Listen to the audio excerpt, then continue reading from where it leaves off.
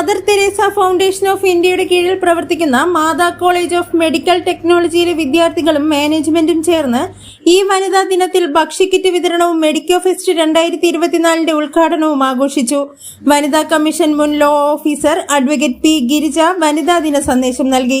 ഒപ്പം Matha college MD Jiji Joseph, Gayathri, Akhil, Nisha, Alex, മറ്റ് അധ്യാപകരും വിദ്യാർത്ഥികളും പങ്കെടുത്തു. സന്തോഷമേ ഉള്ളൂ. ഒരു കുട്ടിയാണെങ്കിൽ പോലും ഞാൻ എടുത്ത തീരുമാനത്തിന് യാതൊരു മാറ്റവും ഞാൻ വരുത്തില്ല. അതാണ് വനിത എന്ന രീതിയിൽ എനിക്ക് നിങ്ങളോട് പറയേണ്ട ഒരു കാര്യമാണ്.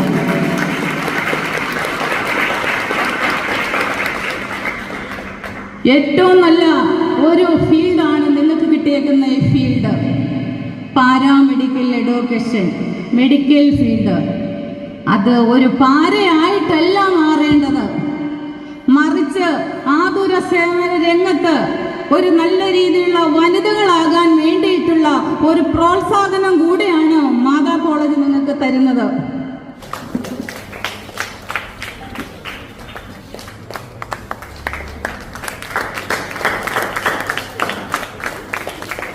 നിങ്ങളാണ് വനിതാ കമ്മീഷനിൽ വന്നപ്പോൾ.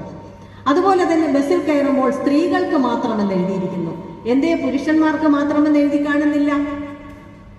ട്രെയിനിൽ ലേഡീസ് കമ്പാർട്ട്മെന്റ് ഉണ്ട്, പുരുഷന്മാർക്കൊരു കമ്പാർട്ട്മെന്റ് ഇല്ല. ചിന്തിച്ചിട്ടുണ്ടോ? നമ്മുടെ കുഞ്ഞുങ്ങൾ ചിന്തിക്കണം, അതിന് മറുപടി കണ്ടെത്തണം. എന്തേ ഇങ്ങനെ ഒരു വിവേചനം? ഞാൻ അതിൻ്റെ മറുപടി പറഞ്ഞിട്ട് ഈ മാർച്ച് 8 പ്രത്യേകതയിലേക്ക് വരാം. അപ്പോൾ അത് എന്തുകൊണ്ടാണ് ഇങ്ങനെ വിവേചനം വന്നത്? എന്തുകൊണ്ടാണ് നമ്മുടെ സുപ്രീം കോടതിയിൽ പുരുഷ കമ്മീഷൻ വേണമെന്ന് പറഞ്ഞ് ഒരു പെറ്റീഷൻ ഫയൽ ചെയ്തത് കോടതി തള്ളി എന്നൊക്കെ പത്രത്തിൽ വായിച്ചു? എന്തുകൊണ്ടാണ് അത് സംഭവിച്ചത്? അതിൻ്റെ ആൻസർ ഞാൻ ആദ്യം പറയാം. നമ്മുടെ ഗവൺമെന്റൽ ഫങ്ഷൻസ് 3ആയിട്ട് തിരിച്ചിട്ടുണ്ട്. കുഞ്ഞുങ്ങൾക്ക് അറിയാവുന്ന കാര്യമാണ് അല്ലേ? ഏതൊക്കെയാണ്? Legislature, executive, judiciary. ലെജിസ്ലേച്ചറിന്റെ ഡ്യൂട്ടി എന്താ? ലോ മേക്കിംഗ്, നിയമം നിർമ്മിക്കുക. എക്സിക്യൂട്ടീവ് അത് എന്ത് ചെയ്യുന്നു? എക്സിക്യൂട്ട് ചെയ്യുന്നു, നടപ്പിൽ വരുത്തുന്നു.